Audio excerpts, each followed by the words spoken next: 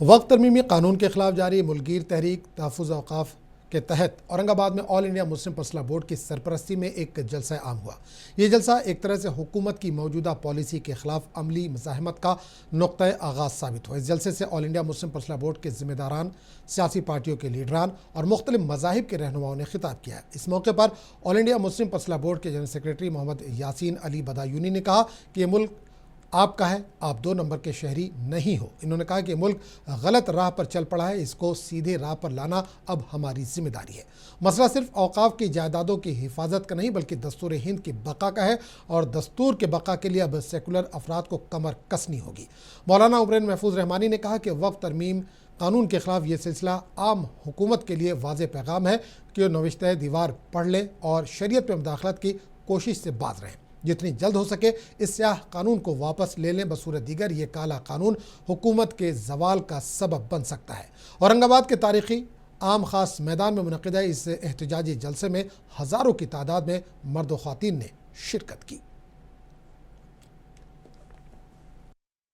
سب property ہے جو وقف کی ہے۔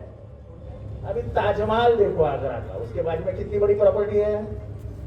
اگر سرکار اس کو مالکانہ حق کرے گی تو کل ادھر 5 اسٹار ہوٹل بن جائے گا۔ آج دلی میں جتنی بھی اوپن لینڈ ہے، سب سے زیادہ اوپن لینڈ کس کے پاس ہے؟ وقف کے پاس ہے۔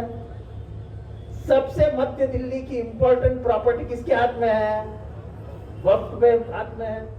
سب پراپرٹی اوپن ہو جائے گی، سب پراپرٹی یعنی وہ ہمایوں صاحب کا مقبرہ ہے، اس کے بازو میں 10-20 ایکڑ کی پراپرٹی ہے۔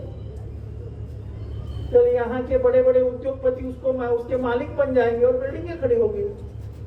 ارے جو پیسہ ہمارے باپ داداؤں نے ہمارے لیے رکھا ہے، دین کے لیے رکھا ہے، اس کو آپ کھانا کیوں چاہتے ہو؟ کیا کم ہے کیا سرکار کو کھانا کھانے کے لیے؟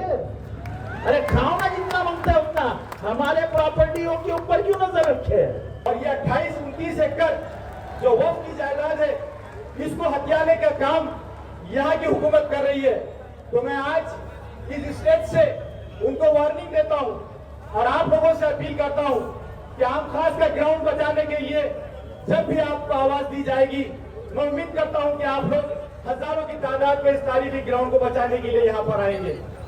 میں اس موقع پر آپ لوگوں سے یہی گزارش کروں گا، ہمارے علماء کرام کو بھی یہی کہوں گا کہ آپ جو ہے تو ہم کو جوش اور ہوش دونوں سے کام تو آپ لیتے ہیں، لیکن اب کہتے ہیں نا کہ خاموش مزاجی تمہیں جینے نہیں دے گی، اس دور میں جینا ہے تو بحران مچا دو۔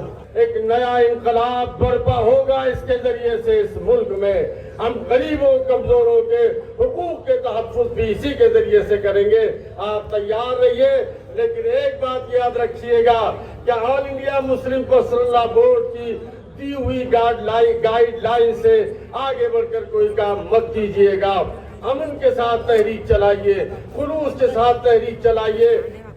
حضرات گرامی قدر، اوقاف کی حفاظت کے لیے آج کا یہ عظیم الشان اجتماع حکومت وقت کو یہ پیغام دینے کے لیے کافی ہے کہ ہماری کامیابی کی منزل قریب آ رہی ہے، اور اگر نوشتہ دیوار نہ پڑھا گیا تو یہ طوفان برق و باران صرف اس ملک کے مظلوم لوگوں کو بہا کر نہیں لے جائے گا، بلکہ حکومت وقت کے لیے بھی زوال کا باعث بن جائے گا۔